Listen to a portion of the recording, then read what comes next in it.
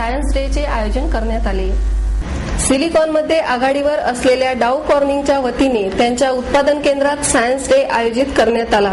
आपल्या जीवनाचा दर्जा सुधारण्याकरिता सिलिकॉन कशा प्रकारे मदत करतो ते या कार्यक्रमात प्रयोगाद्वारे विद्यार्थ्यांना दाखविण्यात आले. करेगावमधील DN ताठे शाळेतील 70हून अधिक विद्यार्थ्यांनी या कार्यक्रमात भाग घेतला होता. सायन्स डे कार्यक्रमामध्ये सिलिकॉनचा वापर करून फोन नियंत्रण तसेच द्रवरूप सिलिकॉन रबरचा वापर करून फॅब्रिक प्रिंटिंग सारख्या प्रयोगाचा समावेश करण्यात आला होता. विविध लेखांबरोबरच सँड टू सिलिकॉन्स आणि सोलार अप्लिकेशन्स सारख्या विविध आकर्षक फॅक्ट्स यात समाविष्ट करण्यात आल्या होत्या. या प्रदर्शन आणि प्रयोगामुळे विद्यार्थ्यांना सिलिकॉनचे दैनंदिन जीवनातील उपयोग आणि गुणधर्म सोप्या पद्धतीने समजले. त्यासोबतच मेमरी गेम्स, पोस्टर्स, कॉम्पिटिशन सारख्या स्पर्धांचाही यात समावेश करण्यात आला होता. आम्ही सायन्स डेचा उपयोग मुलांमध्ये वैज्ञानिक उत्सुकता जागविण्याकरिता तसेच सिलिकॉन केमिस्ट्रीची शक्ती प्रदर्शित करण्याकरिता करतो. शेवटी ते भविष्यातील शिक्षक, शास्त्रज्ञ आणि संशोधक आहेत, असे डाऊ कॉर्निंगचे भारत, दक्षिण आशिया, मध्य पूर्व आणि आफ्रिकेमधील अध्यक्ष जीन पॉल मॉली यांनी सांगितले. योगेश खळदकर, मी डाऊ कॉर्निंग कंपनीमध्ये प्रोडक्शन मॅनेजर म्हणून काम करतो. मी गेल्या 4 वर्ष या प्लांटमध्ये काम करतोय. आज तुम्ही इथे बघताय ही मुलं इथे उपस्थित आहेत आणि या मुलांना आम्ही बोलवण्याचं कारण असं आहे की आज आम्ही सायन्स डे हा इथे सेलिब्रेट करतोय. तर सायन्स डे म्हणजे काय आणि त्याची काय गरज आहे हे आज आम्ही सांगण्याचा प्रयत्न म्हणजे की अनेक ठिकाणी आपण बघत असतो की अंधश्रद्धा दिसत असतात किंवा अनेक लोकांच्या मनात काही वेगळे विचार असतात. तर ह्या सायन्सच्या माध्यमातून आपण ह्या अंधश्रद्धा कशा निर्मूलन करू हे आपल्याला त्या मुलांना शिकवायचं आहे. ही मुलं साधारणतः 9वी ते 10वी या इयत्तेमधली आहेत आणि सायन्सच्या माध्यमातून आपण त्या लोकांना कसं त्यांचं इन्क्लिनेशन सायन्सकडे वाढवता येईल आणि ही जे सायन्स आपण बघतोय ते आपल्या डे टू डे लाईफमध्ये आपण कसं अडॉप्ट करता येईल याविषयी आपण ह्या मुलांना ट्रेनिंग देऊन त्यांच्यात आवड निर्माण करण्याचा हा एक उपक्रम आहे. त्यामध्ये जगभरात आघाडीवर असलेल्या डाऊ कॉर्निंगच्या वतीने डाऊ कॉर्निंग्स आणि किस्किया मीटर या ब्रँड अंतर्गत 7000हून अधिक उत्पादने व सेवा देऊ केल्या जातात. डाऊ कॉर्निंग्स हे संयुक्त उत्पादन असून दी डाऊ केमिकल कंपनी आणि कॉर्निंग्स यांची त्यावर मालकी आहे. डाऊ कॉर्निंगच्या वार्षिक विक्रीपैकी अर्ध्याहून अधिक युनायटेड स्टेट बाहेर आहे. भारतातील डाऊ कॉर्निंग्स 2000 पासून ग्राहकासमवेत जवळीक साधून काम करत आहे. मुंबईतील कार्यालयातून तसेच पुणे येथील उत्पादन केंद्रातून ग्राहकांना सेवा पुरविल्या जातात. आमच्या अप्लिकेशन्स आणि इंजिनिअरिंग टेक्निकल सर्व्हिसेस लॅबोरेटरीमुळे भारतीय ग्राहकांना सिलिकॉनवर आधारित सेवा देण्यासाठी सहकार्य करणे शक्य झाले आहे. या सेवा भारताकरिता नवीन आहेत. या कंपनीत आल्यानंतर आम्हाला विविध प्रकारची माहिती मिळाली. प्रयोगशाळेतून आम्हाला पेज असतो तो ते शॅम्पू तयार करतात, त्याच्यात केमिकल जास्त प्रमाणात मिसळलं असतं पण त्याच्यात सिलिकॉन टाकल्याने प्रमाणात फेस होतं त्याचं हे सांगितलं. व दुसरीकडे आपले सौर ऊर्जेविषयी पण माहिती सांगितली आम्हाला.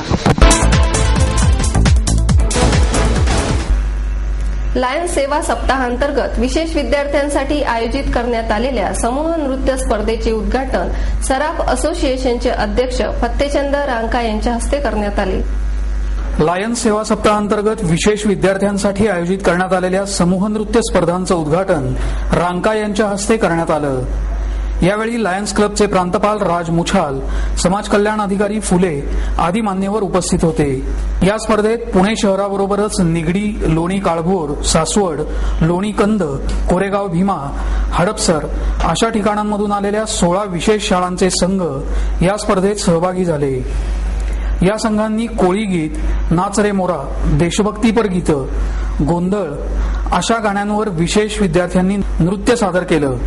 त्याचप्रमाणे पर्यावरण संरक्षण आणि प्रदूषण नियंत्रण अशा विषयांवरील नृत्य प्रकारांनाही उत्स्फूर्त प्रतिसाद मिळाला. यावेळी बोलताना रांका यांनी विशेष विद्यार्थ्यांनी नृत्य सादरीकरणासाठी घेतलेल्या अपार कष्टांचं आणि विशेषतः शिक्षकांनी घेतलेल्या परिश्रमांचं कौतुक केलं.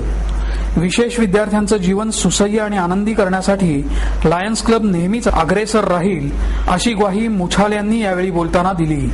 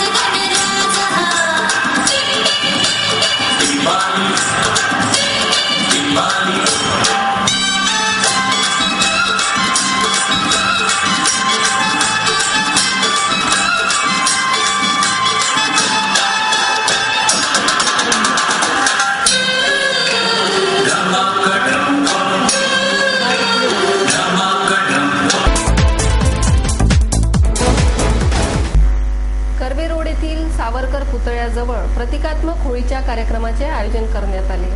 आमदार माधुरी मिसाळ, राष्ट्रीय कीर्तनकार चारुदत्त आफळे आदी मान्यवर या कार्यक्रमाला उपस्थित होते. या कार्यक्रमाचं आयोजन कथा भारतीच्या अध्यक्षा मेधा कुलकर्णी यांनी केलं. या उपक्रमात पुण्यातील नामवंत विद्यालयाचे विद्यार्थी क्रांतिकारकांच्या वेशात उपस्थित होते. प्रत्येक मुलाला देशभक्तीची जाण व्हावी तसंच क्रांतिकारकांच्या जीवनाचा पूर्णतः अभ्यास व्हावा यासाठी या कार्यक्रमाचं आयोजन करण्यात आलं.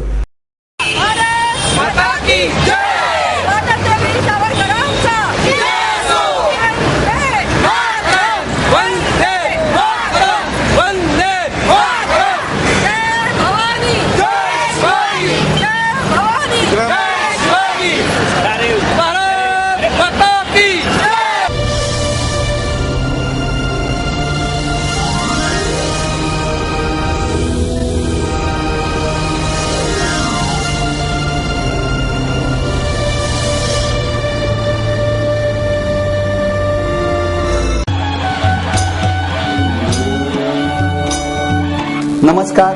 आम्ही गुड मॉर्निंग विधिलिखित ग्रुपतर्फे सर्वांना सुख शांती समृद्धी मिळण्यासाठी 15 ऑक्टोबर ते 19 ऑक्टोबर 2010 या कालावधीत जनकल्याणार्थ महायज्ञाचे आयोजन केले आहे. याच कार्यक्रमानिमित्त सर्व भाविकांसाठी प्रसाद व महाप्रसादाचे आयोजन केलेले आहे.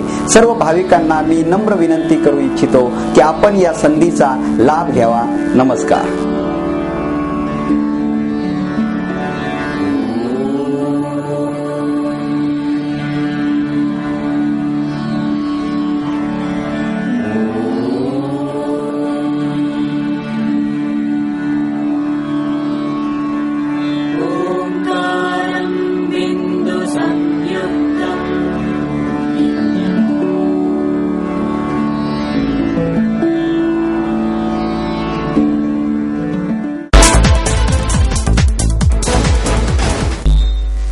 व्यावसायिकाच्या दुकानातल्या 3 कर्मचाऱ्यांनी मालकाच्या पत्नीचा खून करून 32 लाखांचे दागिने लंपास केले.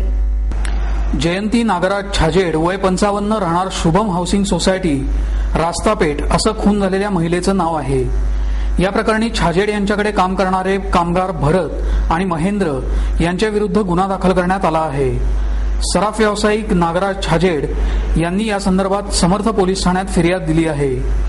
नागराज छाजेड यांचं रविवार पेठेत गोविंद हलवाई चौकात नागराज ज्वेलर्स हे दुकान आहे. छाजेड आणि त्यांची पत्नी जयंती हे दोघे रास्तापेठेतील शुभम अपार्टमेंटमध्ये राहायला आहेत. त्यांची 2 विवाहित मुलं संतोष आणि सचिन हे मार्केट यार्ड परिसरात राहतात, तर विवाहित मुली पुण्यातच राहायला आहेत. छाजेड यांच्या दुकानात काम करणारे 2 कामगार महेंद्र आणि भरत यांना छाजेड यांनी कामावरून काढून टाकलं होतं. सध्या त्यांच्याकडे भरत नावाचा कामगार कामाला आहे. सकाळी 10:30च्या सुमाराला छाजेड यांनी दुकान उघडलं. त्यांची पत्नी घरात एकटीच होती.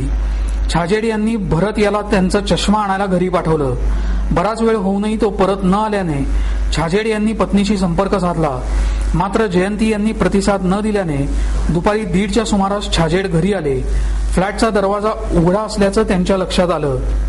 छाजेड फ्लॅटमध्ये आले तेव्हा बेडरूममध्ये रक्ताच्या थारोळ्यात जयंती पडल्याचं त्यांनी पाहिलं. कपाटाचा दरवाजा उघडा होता. जयंती यांचा गळा चिरून डोक्यावर वार करण्यात आल्याचंही उघडकीला आलं. घाबरलेल्या छाजेड यांनी त्वरित शेजाऱ्यांशी संपर्क साधला. त्यानंतर या घटनेविषयीची माहिती पोलिसांना कळवण्यात आली. अतिरिक्त पोलीस आयुक्त प्रभात कुमार, परिमंडल 2 चे उपायुक्त राजेश कुमार मोर, सहाय्यक आयुक्त प्रभाकर पाटील, पोलीस निरीक्षक सुरेश केकाणे, समर्थ पोलीस ठाण्याचे निरीक्षक संजय वांबुरे, उपनिरीक्षक भगवान भोसले आदींनी घटनास्थळी धाव घेतली. कामगार भरत आणि महेंद्र यांनी पत्नी जयंती यांचा खून करून 32 लाखाचे दागिने लांबवल्याचं छाजेड यांनी फिर्यादीत नमूद केलं आहे.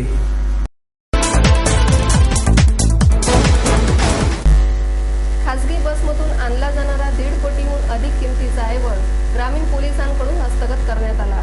याबाबत ग्रामीण पोलीस अधीक्षक प्रताप दिगावकर यांनी पत्रकारांना माहिती दिली. इचलकरंजीहून मुंबईकडे येणाऱ्या संजय ट्रॅव्हल्सच्या बसमधून सुमारे 3 कोटी रुपयांची बेहिशोबी रक्कम आणली जाणार असल्याची माहिती खबऱ्यांकडून वरिष्ठ पोलीस निरीक्षक भाऊसाहेब आंधळकर यांना मिळाली. त्यानुसार खेड शिवापूर टोलनाक्यावर ग्रामीण पोलिसांच्या गुन्हे अन्वेषण विभागाने पहाटे तपासणी केली.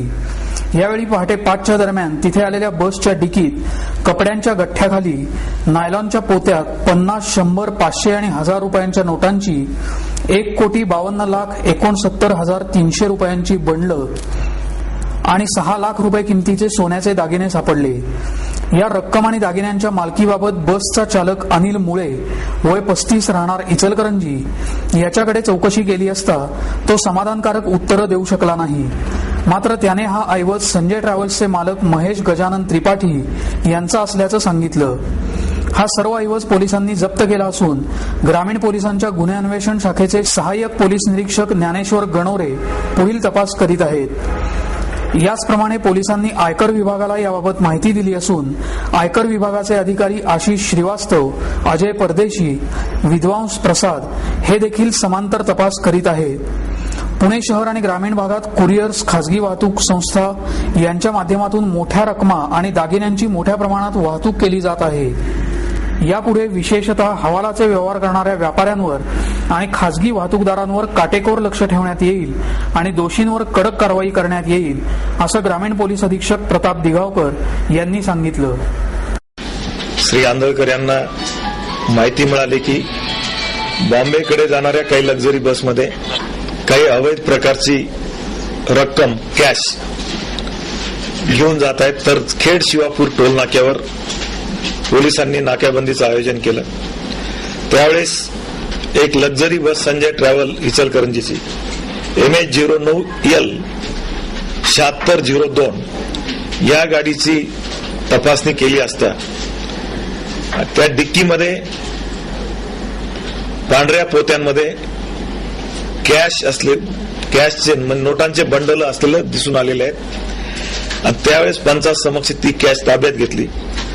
कॅश मोजली असताना ती रक्कम एकूण 1,52,69,300 रुपये एवढी रक्कम मिळाली. त्याच वेळेस त्या ठिकाणी 356 ग्रॅम सोनं सुद्धा मिळालं. त्याची किंमत 6 लाख.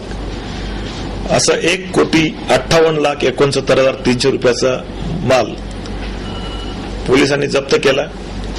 गाडीचा ड्रायव्हर मुळे त्याला पोलिसांनी ताब्यात घेतलं. त्याचं इंट्रोगेशन केल्यानंतर संजय ट्रॅव्हलचे त्रिपाठी त्यांच्याकडे हे पार्सल्स जमा झाले होते आणि हे पार्सल मुंबईला पाठवण्याचा त्यांचा प्लॅन होता. तर हे कॅशचा ओरिजिन काय, कॅश फ्लो काय आहे आणि ती कोणाला दिली जाणार होती आणि काय कामासाठी दिली जाणार होती या संदर्भात इन्कम टॅक्सचे अतिरिक्त आयुक्त, आयकर विभागाचे अतिरिक्त आयुक्त श्री संग्राम सिंग गायकवाड यांच्याशी आम्ही चर्चा केली. त्यांनी त्यांची टीम पाठवली. त्यांच्या टीमने आता इन्कम टॅक्स ऍक्ट प्रमाणे सर्वांना नोटिसेस इश्यू केलेले आहेत. त्याचप्रमाणे अंमलबजावणी संचालनालय, डायरेक्टोरेट ऑफ एन्फोर्समेंट त्यांना सुद्धा आम्ही